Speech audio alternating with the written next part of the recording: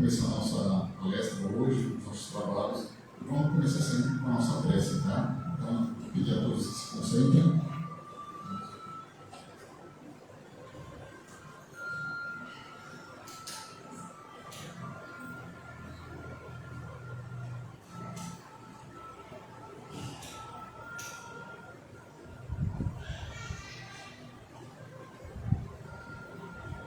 Vamos buscar, nesse momento, elevarmos o nosso pensamento ao nosso Pai Maior, elevarmos ao pensamento a Jesus, pedirmos o apoio dos nossos irmãos espirituais, dos nossos protetores, e elevarmos em prece uma rogativa a Jesus, para que possamos todos evoluirmos, nos equilibrarmos, harmonizarmos. Então, nesse momento, ó Pai, com as palavras que o Mestre nos ensinou, vamos dar por aberta a reunião da noite. Pai nosso que estás nos céus, santificado seja o vosso nome. Venha a nós o vosso reino, seja feita a tua vontade, aqui na terra, como entre todos os universos. O pão nosso de cada dia nos dai hoje. Perdoai as nossas dívidas, ó Pai, assim como perdoamos e devemos perdoar os nossos devedores. E não deixeis, ó Pai, cairmos em tentação. Livra-nos dos males, porque é teu o poder, o reino e a glória para todo sempre. Assim seja, graças a Deus.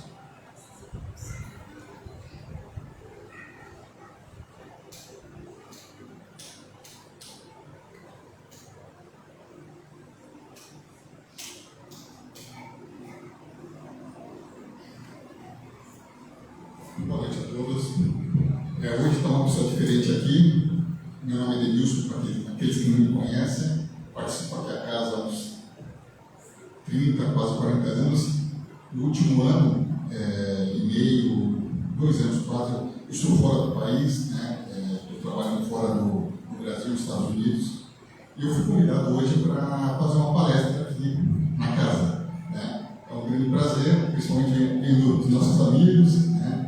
Nossa casa, né? E hoje, nessa palestra, eu queria falar um pouquinho, eu comecei a falar com o Jair aqui um pouquinho, mas é muito parecido com o tema que nós estamos falando, que eu dei o tema como a luz da razão, e nós vamos falar sobre o espiritismo, sobre o centro espírita, sobre os trabalhos, e o que isso pode trazer para nós, né? Eu queria começar falando que ser brasileiro, estar dentro do país, nos traz uma facilidade muito grande em ter essa doutrina e poder participar dessa doutrina. Lá fora, eu vivo nos Estados Unidos, no norte dos Estados Unidos, é muito difícil você encontrar o centro espírita. Você tem nas cidades grandes, ou em Orlando, lugares que tem uma junção maior de brasileiros, mas fora disso você não encontra essa nossa doutrina disponível. Aqui, nós temos de uma forma fácil, né? Nós temos os livros, nós temos grandes nomes, né, que trazem para nós oportunidades e facilidades de entender essa doutrina. Por que eu estou falando isso? Porque a doutrina espírita ela é uma doutrina que ela traz a informação do que nós somos. Dentro da doutrina espírita, através dos livros, através dos conhecimentos, nós podemos descobrir muitas coisas sobre nós, sobre os nossos problemas, sobre as nossas necessidades, né, aquilo que somos, para onde vamos, de onde viemos, tudo isso daí, isso é a base da doutrina espírita, né? Somente dentro da doutrina espírita você pode buscar aqueles problemas que estão lá dentro de você e você trazer para fora e isso ser solucionado através desse conhecimento, através da razão, da fé raciocinada. E assim, eu queria conversar primeiro um pouquinho sobre a doutrina espírita, como ela foi codificada. Porque quando nós falamos da doutrina espírita é diferente das outras religiões. Ela não é uma religião imposta, não é uma religião que nasceu simplesmente da fé cega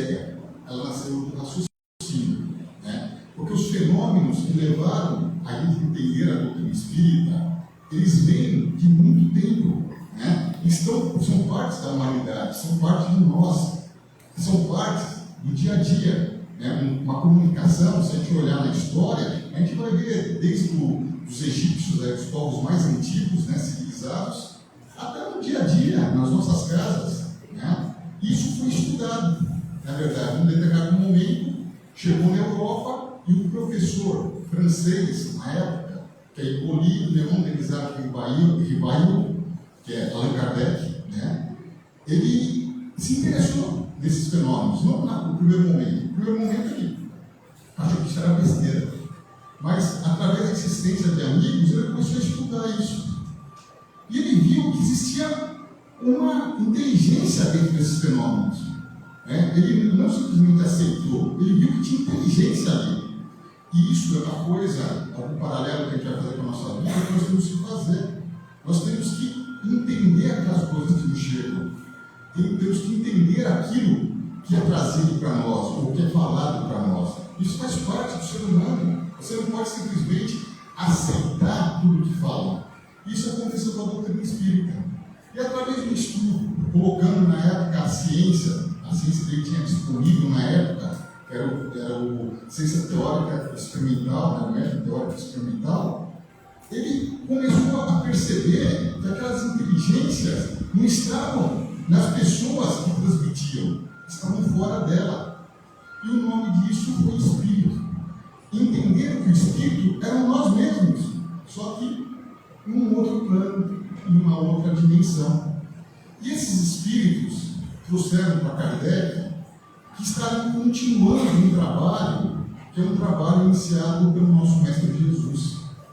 Que o Mestre Jesus, ele veio à Terra trazer a lei do amor. Antes dele, ele trouxe Moisés, né? Moisés trouxe o Deus do Deus único.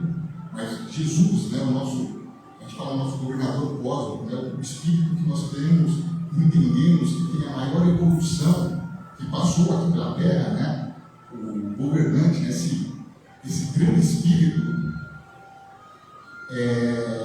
foi dada continuidade ao trabalho dele como consolador, que é a doutrina espírita, que os espíritos falaram para Kardec. E dentro desse consolador, ele codificou, ele reuniu essas informações em livros, e em 1857, em 18 de abril, nós temos a instituição do primeiro livro, que é o Livro dos Espíritos, que traz toda a filosofia da doutrina espírita e a consolidação do espiritismo como uma doutrina. Né? Após isso, o Evangelho, o Livro dos Médios, a Gênesis, o Céu e o Inferno. Eu não vim hoje para falar desses livros, mas sim o que traz aí dentro. E essa informação é uma informação que todos nós temos de forma livre, de forma fácil. É simplesmente pegar no livro e você tem essa informação. No passado, isso não existia. Só grandes pessoas, ou iniciados, ou pessoas especiais, tinham direito de ter essa informação em clubes restritos. Hoje, essa informação está em cada um de nós. É só pegarmos, estudarmos e buscarmos e aprendermos. E é lógico que junto com essa informação, junto com o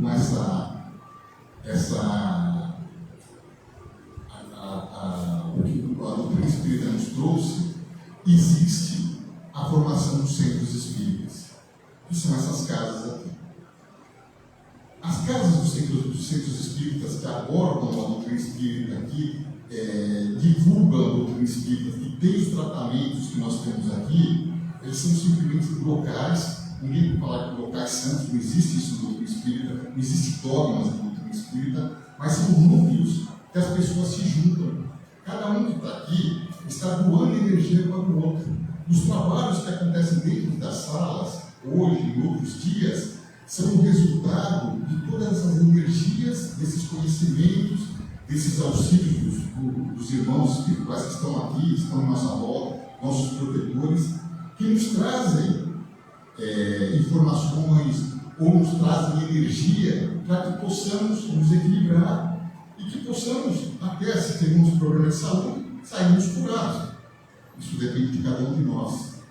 também a união das pessoas vai fazer com que cada um de nós possamos, dentro do possível, compartilhar informações, conversarmos, né? Numa época que hoje a internet, que é ótima, né? As pessoas veem você no mundo inteiro, está quase 24 horas no dia, né? Presente. Você está presente também e trocando energias é muito raro, porque as pessoas elas acostumaram a ficar nos seus lares. Então, o Centro Espírita também é uma oportunidade que as pessoas têm de trocar energia, de conversarem, verem pessoas, né? Estarem presentes no dia a dia das pessoas, não somente virtualmente, né? Então, o Centro Espírita nos traz muitas informações e muitos trabalhos. Dentro dessa temática, né, muitos problemas que nós temos ou outras pessoas têm, quando são trazidas dentro da doutrina espírita, dentro do Centro Espírita, eles, esse núcleo, que na verdade às vezes é um hospital, às vezes é uma escola, né, às vezes é uma enfermaria, dependendo de cada caso que nós temos, ele tem toda uma organização em torno dele. E para falar um pouquinho dessa organização, para entendermos isso, né, como eu falei, a palestra hoje é buscar que nós pensemos. Eu não quero convencer ninguém. A ideia, o Espiritismo não convence ninguém. A doutrina espírita expõe. Então, para tentar entendermos um caso, eu vou contar uma história aqui, vinda de um livro. Esse livro é um livro psicografado por Franciscano Xavier, Chico Xavier, pelo espírito Bezerra de Menezes, Adolfo Bezerra de Menezes. Essa história ela vai contar um caso que é muito rotineiro dentro do Centro Espírita, né? Aqui, quando vocês entram, sempre tem uma caixinha para vibração. E essa caixinha para vibração, né, que são, nós trazemos os nomes das pessoas, ou muitas vezes aquelas pessoas que nós sabemos que estão precisando, ou não podem vir aqui, ou estão passando por problemas sérios, e às vezes elas não estão coligadas ao Centro Espírita, independente de religião. O Centro Espírita atende qualquer religião, nós não temos nenhuma diferença religiosa, raça, não existe isso. É a pessoa. Uma pessoa que precisa, e você traga a vibração, o nome dela para cá, vai acionar um processo espiritual que eu vou contar aqui nessa história. E depois a gente vai falar um pouquinho sobre isso. Essa história ocorreu na década de 1920, no Rio de Janeiro. Uma companheira espírita que morava no Rio de Janeiro, nos bairros do Rio de Janeiro, um dos seus vizinhos estava passando por um problema muito sério. A família, que era a mãe, o pai e 2 filhos, tinha sofrido um embate muito grande porque a mãe se suicidou. Ela entrou em depressão, depois de vários problemas, se suicidou. O pai e os 2 filhos perderam a vontade de viver após isso. Estiveram por muito tempo, por muitos meses, sem querer nada da vida e até pensando em tirar a própria vida. Essa companheira, vendo essa situação, não podendo fazer nada fisicamente, né, ela trouxe o nome dessa família para dentro do Centro Espírita que ela frequentava. Quando chegou o nome dela na caixinha de vibração, nos trabalhos, nós aqui, como em outros centros, aqui nas terças e quintas-feiras, nós fazemos os nossos trabalhos, na verdade, as nossas reuniões mediúnicas, espirituais, e esses nomes que estão lá, eles são os nomes que também são tratados pela equipe espiritual que existe dentro daqui da casa. E o nome dessa família estava nesse trabalho. Como é que é feito? O que o plano espiritual faz? O plano espiritual não tem uma bola de cristal, né? É como nós, quando desencarnarmos, vamos plano espiritual de acordo com essa evolução. Então, os espíritos lá, eles pegaram o nome, viram o caso e falaram assim: nós temos que fazer uma visita nessa casa para entendermos o que está acontecendo. E foi feito isso. Saiu uma missão espiritual do centro espírita até a casa onde estava tendo os problemas. Quando eles chegaram nessa casa, eles viram uma cena muito desoladora, né? Uma cena onde os desencarnados, os três, estavam lá, estavam sendo assediados, vamos dizer, por espíritos, ou seja, eles estavam sendo obsediados, recebendo informações, né, dos espíritos, sugando a energia deles e fazendo, pelo contato que eles tinham, pedindo para que eles tirassem a vida, que não tivessem vontade de nada. Mas não somente os encarnados. A mãe que tinha desencarnado, que tinha tirado a vida através do suicídio, só lembrando, o suicídio, nunca façam isso para fugir da vida. Na verdade, quando ocorre isso, a situação piora. Ela estava lá também. Ela estava dentro da casa, também sendo subjugada por esses espíritos, que estavam querendo não só tirar a vida, né? Eles tinham muita raiva, né? Tinha muito ódio daqueles seres encarnados, né? O mentor da casa estava lá. Lembramos, todos nós temos mentores, mesmo quando estamos em situações desfavoráveis. Só que ele não podia fazer nada. Por quê? Quando a pessoa entra em uma situação, entra em uma condição que ela não dá facilidade, não tem bons pensamentos, eles não conseguem atuar. Então ele só ficava esperando a possibilidade de quando ela teria essa condição. E os enfermeiros, os emissários, né, do centro, falaram com ele para ele entender o que estava ocorrendo. Daí ele contou uma história que começa a desvendar esse caso, o que está acontecendo. Ele comenta que aqueles encarnados, aquela família, há 400 anos atrás, na verdade, foi no século XVI, final do século XVI, que seria 1580, por aí, um pouco mais para frente, na época do Santo Ofício em Portugal, eles eram do Santo Ofício em Portugal, ou seja, eles eram inquisidores, né? E os obsediados, os obsessores, eram uma família de judeu. Olha como as coisas invertem, né? O que ocorreu? Nessa família dos obsessores, os irmãos que estavam fazendo que essa família quisesse se matar, era uma família boa, uma família honesta. E tinha uma menina, uma garota também, que era sobrinha deles, que viviam, o tio, 2 irmãos e a sobrinha, que viviam com eles.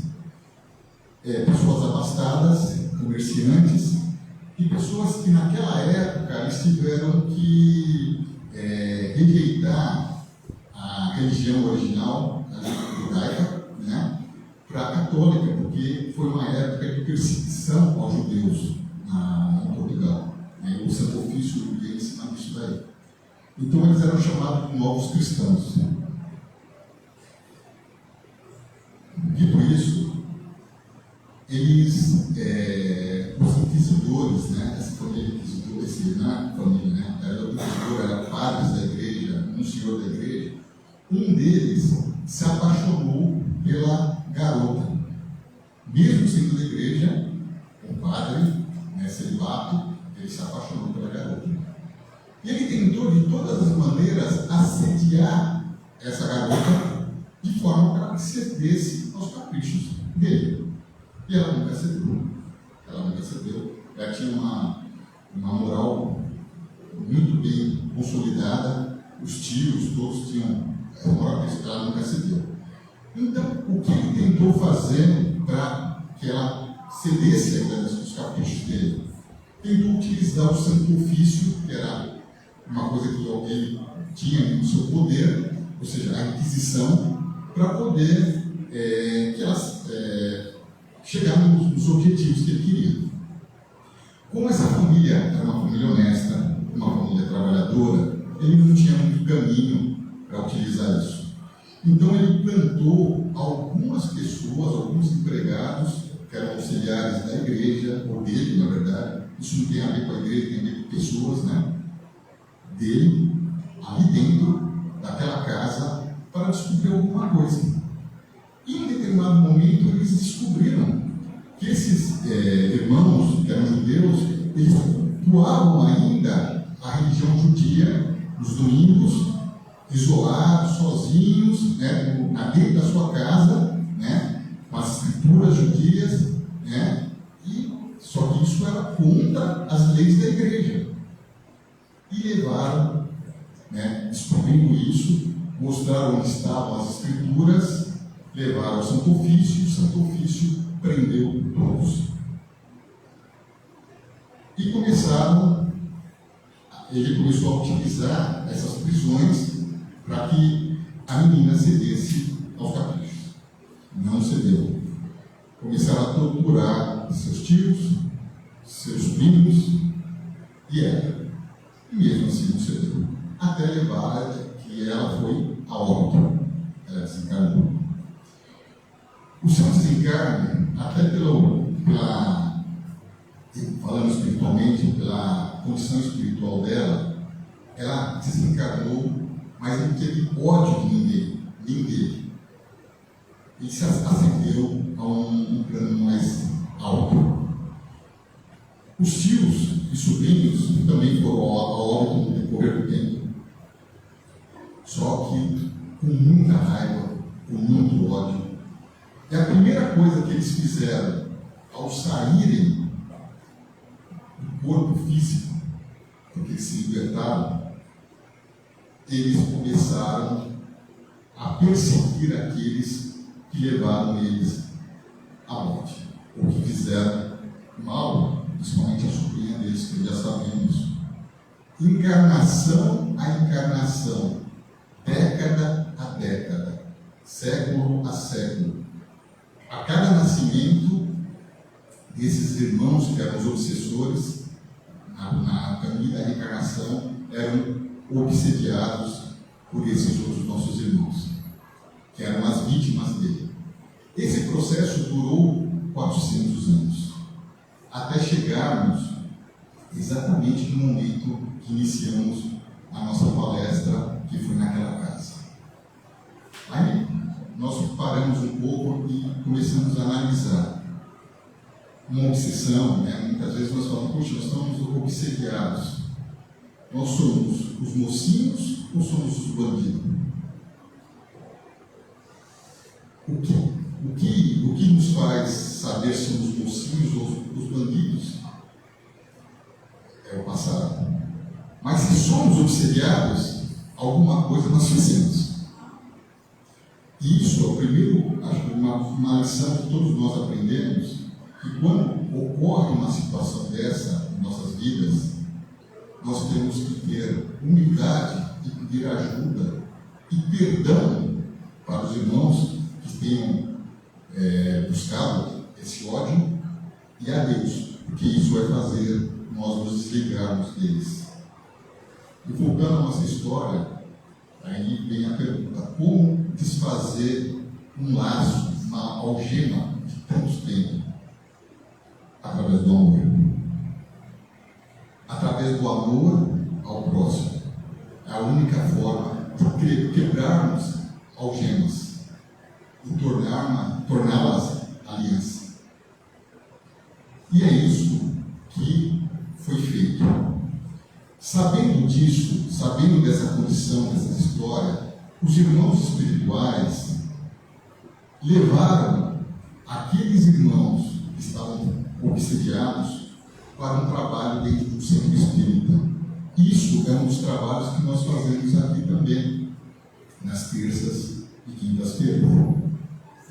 Um trabalho que nós vamos recepcionar esses irmãos que são perturbados para buscarmos liberdade, né? Que eles possam se libertar e seguir adiante. E isso foi feito. estavam na casa, naquele momento ainda estavam debilitados e ali ficaram. No trabalho, dentro do centro espírita, um orientador, a gente chamava no passado doutrinador, hoje é orientador, uma pessoa que fala com o espírito. Só para entender, não existe nenhuma mágica, não existe nenhum processo que não seja natural dentro de um trabalho desse. Existem médios, é uma coisa muito organizada, existem médios que dão comunicação, existe uma assistência que vai dar o apoio mediúnico ou o apoio energético para que aquilo se mantenha equilibrado, os irmãos espirituais que trazem aqueles irmãos e que vão ser responsabilizados, na verdade, para levar esses irmãos para os locais de tratamento, e o ser humano, o médium, o doutrinador, eles têm o papel de poder dar vazão a essa comunicação. Por que essa comunicação ocorre espiritualmente? Porque aqueles irmãos estão tão apegados à matéria que não conseguem ver outro espírito. Um espírito não consegue ver outro. Parece fantástico isso, mas é real. Depende da evolução que nós temos. Depende do que estamos. Não é todos os espíritos que veem outros espíritos, como nós não vemos espíritos. Quando se tem a mediunidade aflorada, sim, mas normalmente não. E no plano espiritual é a mesma coisa. Quando o espírito está muito apegado, muito endurecido, ele não consegue ver o espírito de evolução superior. Os irmãos superiores necessitam do encarnado, que é o médium, para que através da palavra, o encarnado, na verdade, vai receber mentalmente a informação que o espírito vai passar e vai transmitir para o orientador e vai ouvir. Esse é o papel do médium na comunicação. E quando você consegue sensibilizar esse espírito, ele consegue ver o espírito mentor, ou o espírito mais evoluído, e segue junto com ele. Esse é o processo mediúnico, é isso que ocorre. E nesse trabalho, isso ocorre. Os irmãos, na verdade, os nossos irmãos judeus, que eram os obsessores na atualidade, eles falaram que estavam buscando, na verdade, a aliança, no entender dele, era a lei de Italião, olho por olho, dente por dente. Ele não estava fazendo nada contra Deus ou nada contra outras pessoas, e sim aquilo que ele acreditava. O doutrinador falou da lei do amor, falou de Jesus, os irmãos começaram a se sensibilizar até que a sua sobrinha, a sobrinha deles, que era um espírito mais evoluído, e era ela que estava buscando esse equilíbrio desses nossos irmãos, ela veio em socorro dos tios e dos primos e apareceu a eles e pediu a eles que esquecessem essa vingança, que a lei do amor, ela supera a lei de olho por olho, dente por dente, que eles precisavam amar para se libertar e que ela estava ali para seguir junto com eles um novo caminho. Com isso eles aceitaram e seguiram em frente. Com a saída desses irmãos, o direcionamento deles para uma nova encarnação, um novo caminho, esse elo, essa algema a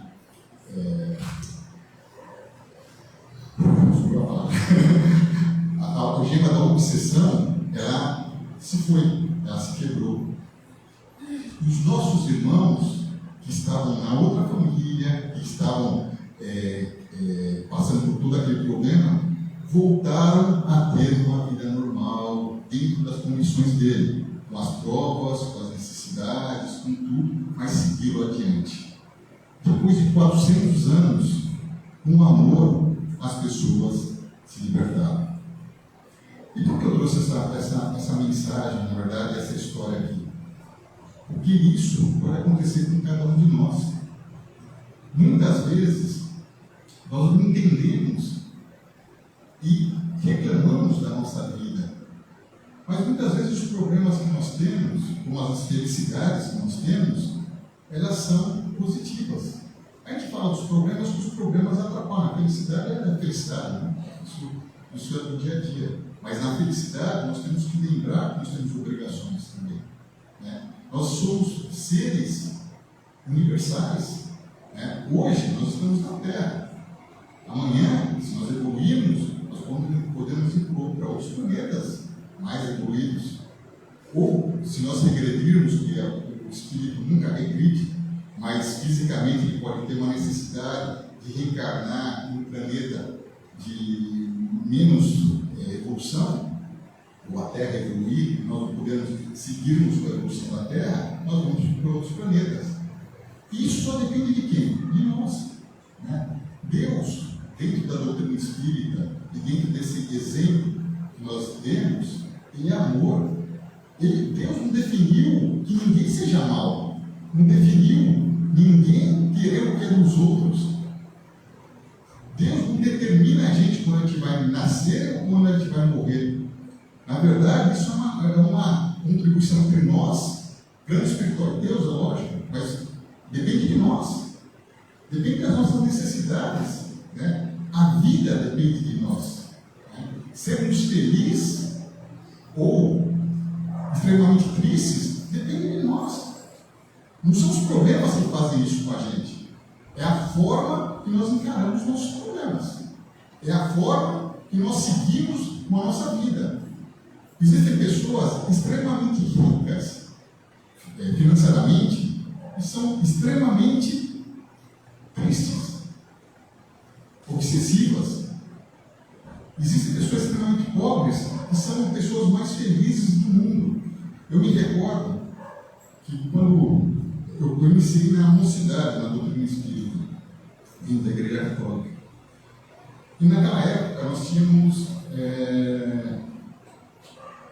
passeios que hoje não é tão comum, porque o leprosário, era leprosário, né? Nossos irmãos cassinianos, naquela época era proibido você entrar, são crianças ou menores, você não podia entrar só com uma autorização, né? E eles viviam, na verdade, esses irmãos, de uma forma fora da sociedade, no hospital e na cidade, né?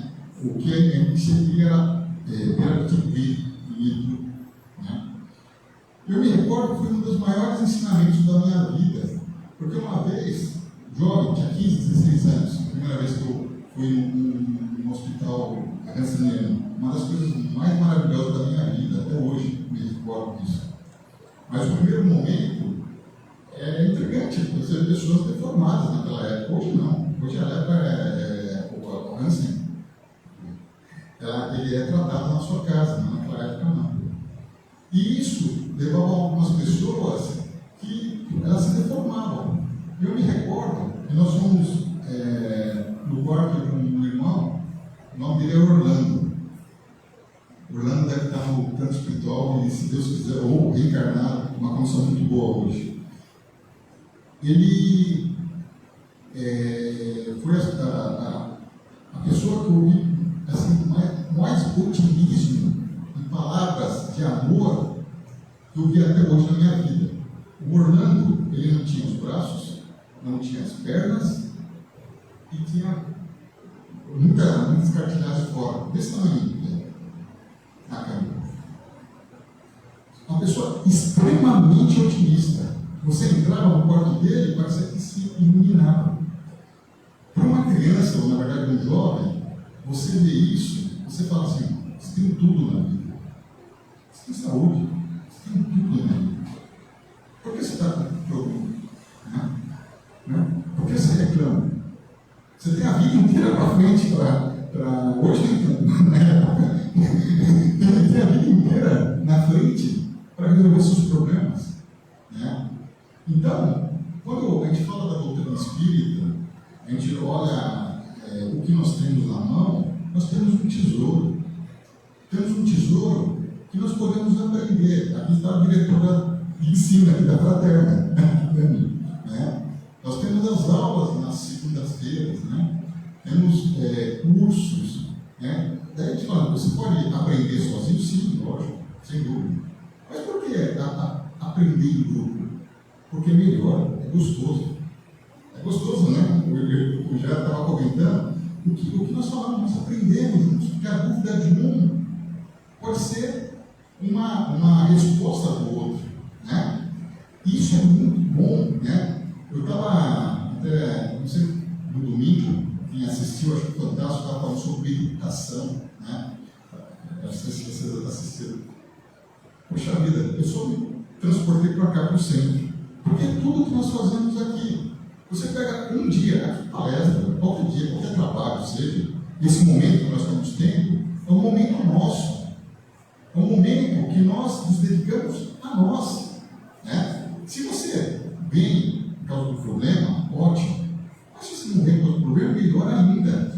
Porque é um momento que você começa a meditar, o seu organismo vai oxigenar, você vai deixar propício o seu organismo para cura, se tiver problemas, ou para longevidade. Por que não? Aí está falando no centro espírita porque eu sou espírita.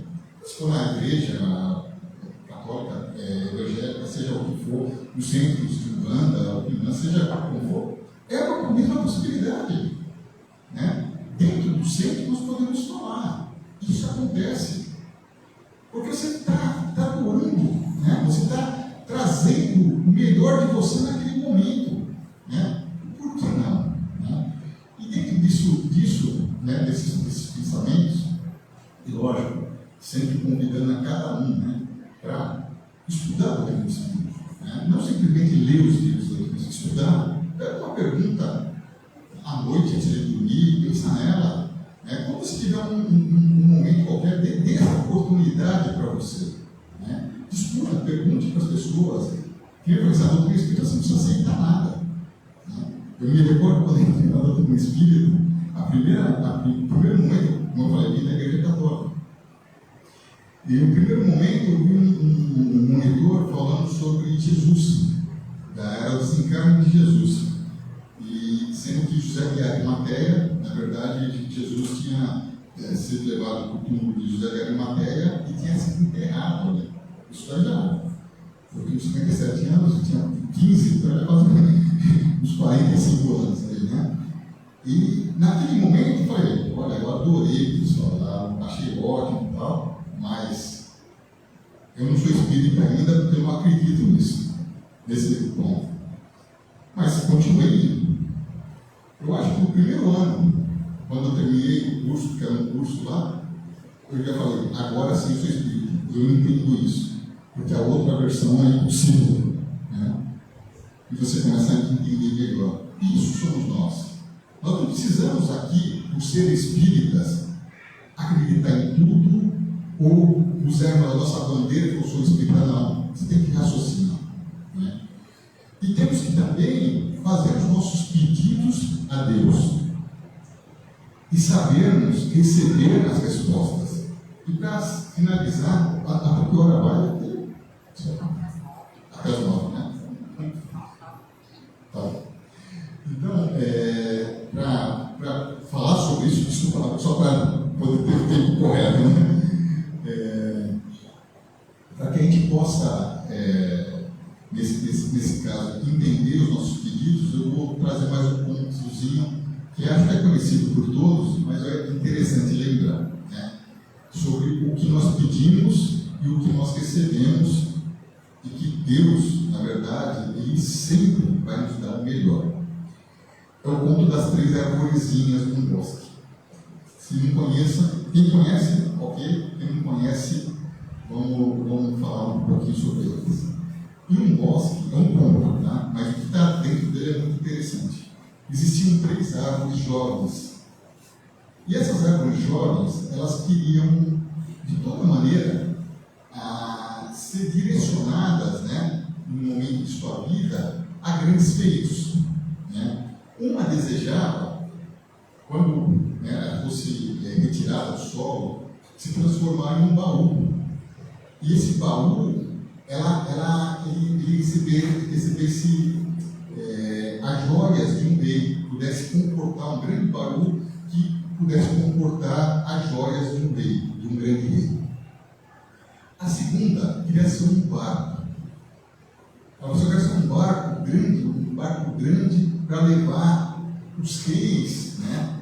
Para passear pessoas muito importantes, né? Não pode trazer para hoje, isso é da época antiga, mas muito importante para os seus passeios, que possa trazer seus tesouros, ser uma condução para esse rei.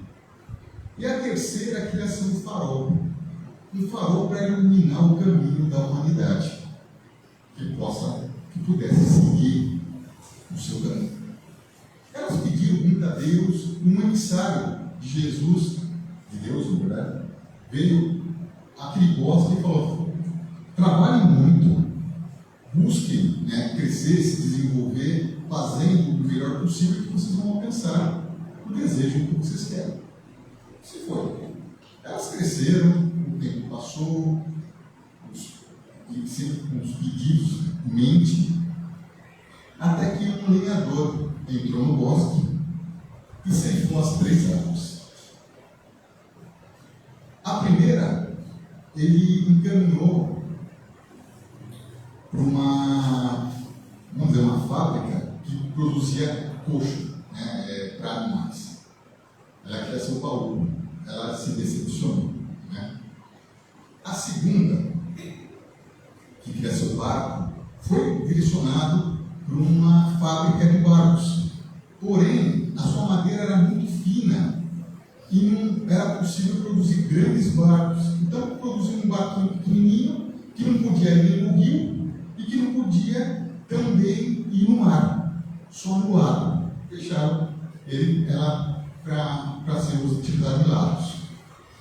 A terceira, que queria ser o farol, foi retirada, transformada em madeira e guardada no depósito. Também foi transformada em farol. É lógico. Os pedidos foram uns, o caminho foi outro, e elas se decepcionaram. Lembre que isso acontece nas nossas vidas, né? Muitas vezes nós pedimos, e nem sempre chega o que a gente quer. Um tempo após esse pedido, passou bastante tempo, uma mensagem chegou ao bosque que as 3 árvores conseguiram o que pediram. Como, né? Como? Aí, a primeira, que foi transformada em coxo, ela foi o berço do menino Jesus. Ela recebeu de Maria a maior preciosidade da terra, que é os ensinamentos e a pessoa do menino Jesus. A segunda, que era um barco, foi o barco utilizado por Jesus no lago para fazer suas pregações, para trazer os tesouros que a terra tem. A gente não tem tesouro como Jesus, né? Uma pessoa, na verdade, que veio à terra e hoje 2/3 da humanidade são cristãos. Não existe ninguém como ele. E a terceira foi o madeiro que seguiu Jesus no seu calvário, no seu desencarne. A cruz é a luz que muitos cristãos enxergam o cristianismo. E ela se transformou no farol que ela pediu. Muitas vezes, os nossos pedidos, eles nos chegam muito maiores do que nós pedimos, mas às vezes não são compreendidos. Quando nós começamos a compreender e entender aquilo que nós pedimos e aquilo que nós necessitamos, as coisas se transformam mais fácil. Nós começamos a ficar mais equilibrados dentro da nossa vida. Nós podemos tomar as decisões que melhor nos cabem. Ninguém vai solucionar os nossos problemas. A única pessoa que vai solucionar nossos problemas somos nós. Isso a gente tem que ter em mente. As pessoas podem ajudar, como Cristo ajudava a carregar a cruz quando necessário. Mas quem foi crucificado foi Cristo. E nós somos exatamente iguais. Nós todos podemos nos ajudar, mas cada um é único. A nossa luz tem que brilhar. Nós temos que fazer condições para que as pessoas nos ajudem. Nós temos que dar condição para que o plano espiritual nos ajude. Nós temos que dar condição para que nós nos ajudemos.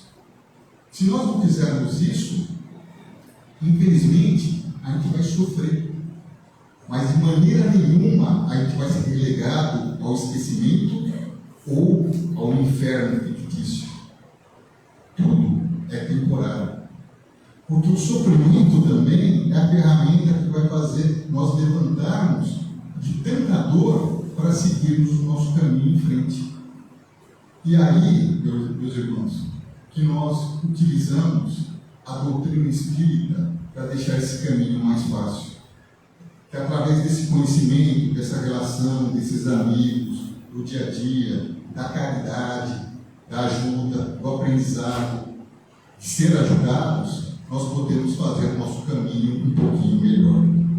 E é isso que a gente tinha para falar durante a palestra de hoje. Agradeço o tempo, né? Espero poder estar aqui mais vezes, né? Muito obrigado, boa noite.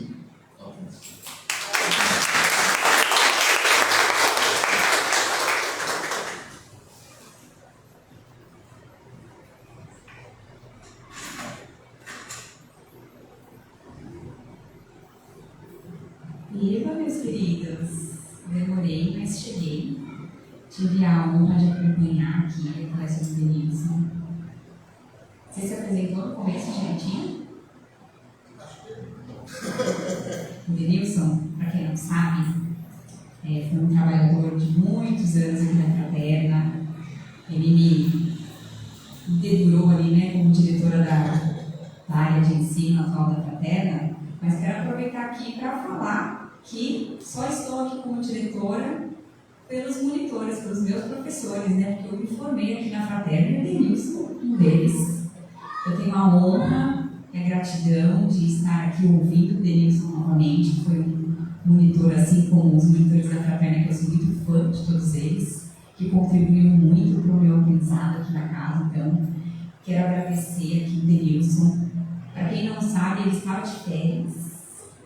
Essas são as férias do Denilson, mas dizem que trabalhador, quando aparece no centro espírita, né, já querem laçar para colocar para trabalhar. E com o Denilson não foi diferente, porque a gente não podia perder a oportunidade de ouvi-lo aqui na Fraterna, que é sempre uma honra. Então, quero agradecer imensamente, Denilson, pela sua disponibilidade, pela sua palestra, por você ter interrompido suas férias para estar aqui conosco. É uma honra mesmo, uma alegria muito grande. Fiquei feliz que eu consegui chegar, mesmo não tendo conseguido ser pontual. E, antes da gente fazer a nossa prece de encerramento, quero também falar que essa live vai ficar gravada no nosso Instagram. Então, caso vocês tenham gostado da palestra, vai ser possível revê-la. Caso também queiram disponibilizar para que outras pessoas tenham acesso a essa aula valiosa, esses conhecimentos dessa noite, vocês podem também passar para as outras pessoas. E agora eu vou abaixar aqui a nossa luz, colocar a nossa música para que a gente faça o encerramento da noite. E, última coisinha que eu vou falar, que estamos com as inscrições abertas do nosso curso da Doutrina Espírita. Nossas aulas vão começar no dia 29 de janeiro, então quem tiver interesse em vir estudar conosco, vai ser uma grande honra estarmos aqui nesse ano de 2024. Vale a pena.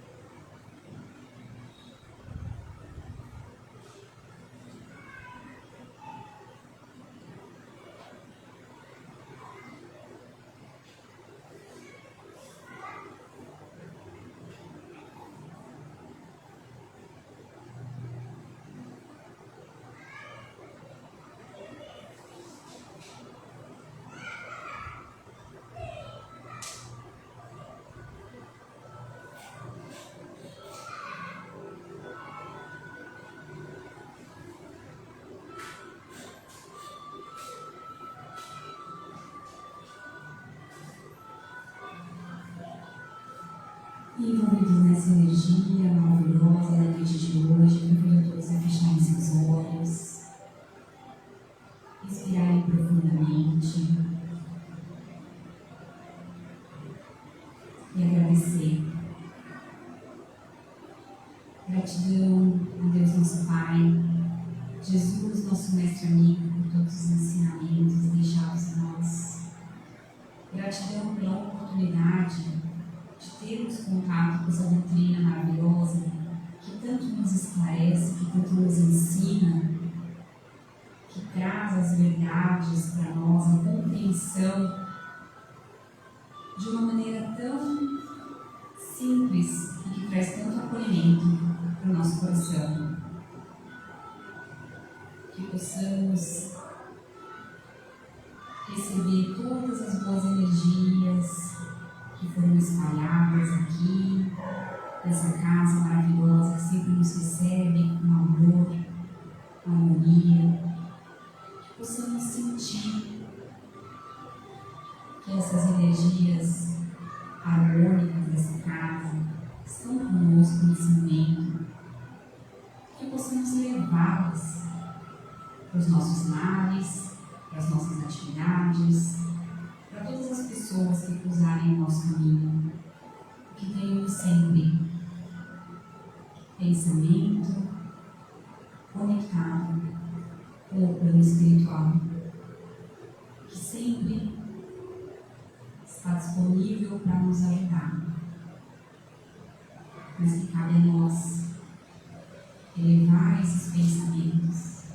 Então, que tenhamos essas boas energias ao longo dos próximos dias, onde estivermos, para que possamos assim nos manter conectados a toda essa espiritualidade amiga e a Deus nosso Pai. Que assim seja, em nome de Jesus. Graças a Deus. Muito obrigada a todos por estarem aqui nessa noite e espero que possamos estar juntos novamente na semana que vem. Até semana que vem. Obrigada. Tchau.